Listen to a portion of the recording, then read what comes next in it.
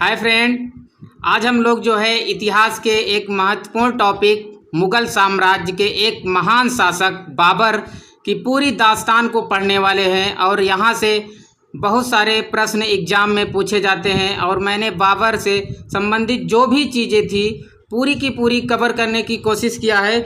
आप लोग वीडियो बहुत ज़्यादा लंबा नहीं होगा, वीडियो को अंत तक देखिए। अगर वीडियो को फ़ायदा होता है तब बाद में कमेंट करिए और ज़रूर से ज़रूर कमेंट करिए कि हाँ वीडियो कैसा रहा, आपको नॉलेजेबल है कि नहीं है। ठीक है, फिर हम लोग शुरू करते हैं। मुग़ल साम्राज्य का एक शासक था बाबर। बाबर का जो रहन सहन था, बाबर जो है खाना बदोश जीवन जीता था। खाना बदोश जीवन का मतलब होता है ये इनकी एक जनजाति टाइप की हुआ करती थी, जो हमेशा से जो है एक साथ एक स्थान नहीं रहते थे, ये लोग घूमते रहते थे। बाबर का जो जीवन था खाना बदोश था। ठीक है ना। बाबर का जो जन्म हुआ था फरगना में 1483 ईस्वी में हुआ था और इनकी जो मृत्यु हो गई इनके पिता की, तो ये 11 वर्ष की आयु में ही शासक बन गया था। बाबर जो है यहाँ पे देखा जाए कि बाबर जब 11 साल की अवस्था में ही शासक बन गया और धीरे धीरे अपनी जब सारी कमान संभालने लगा, तो बाबर जो है इधर घूमते घूमते जब आसपास आया अफ़गानिस्तान के एरिया में, तो बाबर को जो है भारत आने के लिए जो निमंत्रण दिया था, यहाँ से सवाल बनता है कि भारत आने के लिए बाबर को किस लोगों ने निमंत्रण दिया था। तो दौलत खां लोदी और आलम खां लोदी वंश के ही शासक दौलत खां लोदी और जो है आलम खां लोदी ने बाबर को भारत आने का न्योता दिया था। ठीक है, बाबर जो है यहाँ पे आने पर लोदी वंश के अंतिम शासक बहलोल लोदी को पराजित करके अपना जो है यहाँ पर सत्ता पलट किया था। बाबर जो है भारत आने पे 4 युद्ध लड़ता है। बाबर के द्वारा लड़े गए 4 युद्ध, यहाँ से बहुत इंपॉर्टेंट सवाल पूछे जाते हैं और इन युद्ध में बहुत कन्फ्यूजन होता है। ठीक है ना। बाबर के द्वारा लड़ा गया 4 युद्ध जो था इस प्रकार है, देख लीजिए। पानीपत का जो है युद्ध बाबर ने पहली बार पानीपत का युद्ध लड़ा, लेकिन ये जो भारत में जो है बाबर आया तो ये जो 5वां आक्रमण था बाबर का, भारत में ये 5वां आक्रमण था। कैसा आक्रमण था? 5वां, जिसमें इब्राहिम लोदी को हरा करके बाबर ने इब्राहिम लोदी को हरा करके पानीपत का युद्ध जीता बाबर। ये चारों युद्ध बाबर जीता है, पानीपत, खानवा, चंदेरी और घाघा। बाबर ने 4 युद्ध लड़े हैं लगातार और उन चारों युद्धों को जीत लिया है। बाबर ने जो है इब्राहिम लोदी को हरा करके पहली बार जब युद्ध जीता, उसके बाद इतना खुश हुआ कि पूरे अपने अफ़गान में जो है चांदी के जो है सिक्के का दान कर दिया। सभी को जो है चांदी का सिक्का दान कर दिया। ठीक है, इसी उदारता के कारण जब इसने दान किया तो इसी उदारता के कारण जो है बाबर को कलंदर भी कहा गया। तो चांदी का सिक्का दान करने वाला, पहली ही जीत में चांदी का सिक्का दान करने वाला शासक बाबर, और बाबर को कलंदर की उपाधि दी गई। कलंदर की उपाधि क्यों दी गई? क्योंकि बाबर ने पानीपत का युद्ध जीतने के बाद चांदी का सिक्का प्रत्येक व्यक्ति को, अपने काबुल के निवासी जो है, ये अफ़गानिस्तान के जो भी काबुल के निवासी थे, उनको एक एक चांदी का सिक्का दिया। और इसी के क्रम में इस बाबर को जो है क्या कहा जाने लगा? कलंदर। पानीपत के बाद जो है बाबर का दूसरा महत्वपूर्ण युद्ध लड़ा जाता है राणा सांगा के बीच, जो है 1527 ईस्वी में ये जो राणा सांगा के साथ युद्ध हुआ है। आगरा से 40 किलोमीटर दूरी पर एक खानवा नामक स्थान है। खानवा कहाँ पे है? आगरा से 40 किलोमीटर दूर जो है खानवा नामक स्थान पर हुआ और खानवा नामक स्थान पर बाबर ने राणा सांगा के साथ भीषण युद्ध किया और बाबर यहाँ पर विजयी हुआ। विजय प्राप्त करने के पश्चात बाबर ने गाजी की उपाधि धारण की। सवाल यहाँ से ये बनता है कि बाबर ने किस युद्ध की जीत के बाद अपने को गाजी कहलाया? गाजी की उपाधि जो है धारण की। साथ ही जो है बाबर ने क्या किया कि अपने सैनिकों का मनोबल बढ़ाने के लिए जिहाद का नारा दिया। किसका नारा दिया? जिहाद का नारा दिया। गाजी की उपाधि धारण किया कौन? बाबर। कलंदर किसे कहा जाता था? बाबर को। चांदी का सिक्का दान करने वाला हर एक व्यक्ति में बाबर। ये सारे के सारे इंपॉर्टेंट सवाल है। ठीक है ना। अब उसके बाद बाबर क्या करता है कि बाबर खुश हो जाता है और बाबर ने जो है एक जो है कर था तमगा नामक कर, तमगा नामक कर जो है समाप्त कर दिया। तमगा क्या होता है? तमगा जो है मुसलमानों पे लगने वाला एक व्यापारिक कर था। मैं जो बहुत सारी चीज़ें जो देखो नोट करने वाली चीज़ें मैं नोट कर दिया हूँ, और मैं जो बहुत सारी चीज़ें बोल रहा हूँ उसको आप अपने हिसाब से कॉपी में नोट भी कर सकते हैं। मेरी बात को आप नोट भी कर सकते हैं, लिख सकते हैं। बाकी जो चीज़ें लिखनी है उसको मैंने नोट डाउन कर रखा है। नोट डाउन इसलिए कर रखा है कि वीडियो को ज़्यादा लंबा ना बनाया जाए और वीडियो में बहुत अच्छी सी जानकारी दी जाए और सवाल का कलेक्शन दे दिया जाए, ठीक है ना। उसके बाद क्या होता है, बाबर ने तमगा नामक कर की समाप्ति कर दिया। तमगा जो है एक कर होता था, व्यापारिक कर, जो कि मुसलमानों पर लगाया जाता था, ठीक है। इसी के बावजूद जो है बाबर ने खानवा के युद्ध के कारण ही बाबर यहाँ पे रुक गया। खानवा का जो युद्ध था, खानवा के बाद बाबर भारत में रुकने का निश्चय कर लिया, और उसके बाद जो है बाबर ने चंदेरी के साथ 1528 ईस्वी को, देखिए सन सारा लिखा हुआ है, 1526, 27, 28, 29, ये एकदम सीरियल से पूरा युद्ध लड़ता चला जा रहा है। खटाखट सबको मारता चला जा रहा है, ठीक है ना। आप देखते हैं चंदेरी का, खानवा का युद्ध लड़ने के बाद राणा सांगा के साथ उसने गाजी की उपाधि धारण किया, जिहाद का नारा दिया और तमगा नामक कर की समाप्ति कर दिया, ठीक है। खानवा के बाद उसने चंदेरी के शासक मेदिनी राय, एक चंदेरी का शासक था मेदिनी राय के साथ उसने क्या किया, युद्ध किया, और आक्रमण में मेदिनी राय को पराजित कर दिया, मेदिनी राय को पराजित किया। उसके बाद जो है बाबर ने जो है मालवा में जितने भी सहायक रही थी उन सारे चीज़ों को देखते देखते फिर आगे बढ़ा।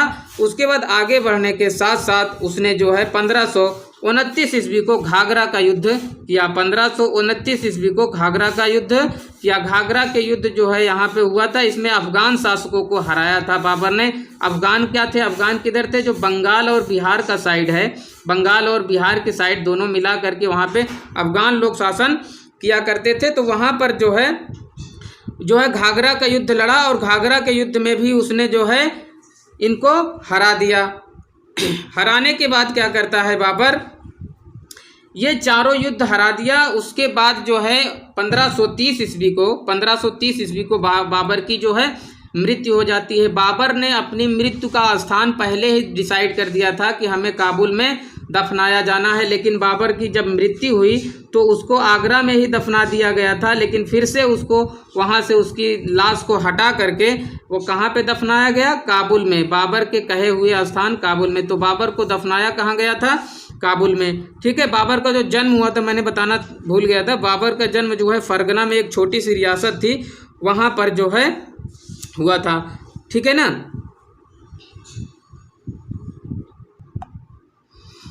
ठीक है, इसने जो है 4 युद्ध लड़े थे। अगर इसको आपको एक ट्रिक से याद करना हो तो आप इसको एक ये समझ लीजिए कि पहला इसका अक्षर लेकर के आप एक साइट बना सकते हैं, पाखा चाघा, और यहाँ पे एक ट्रिक और बना लीजिए, ईरा में एक मतलब पास से पानीपत, और जो है कौन हारा था, इब्राहिम लोदी। खा से खानवा, कौन हारा था, राणा सांगा।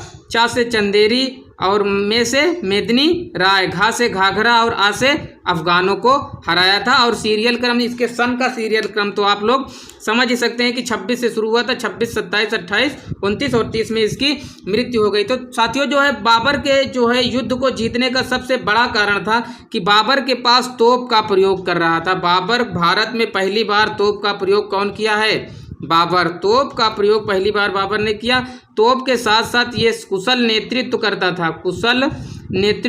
था, अपनी सेना को किस तरीके से कहाँ पे सजाना है, ये इसकी बहुत ही मेन पॉइंट थी, इसीलिए वो पूरा युद्ध जीतता गया था। और इसके जो है युद्ध की एक पद्धति, 2 पद्धतियाँ इसने अपने वर्तमान में यूज किया था। एक जो है तुलगमा युद्ध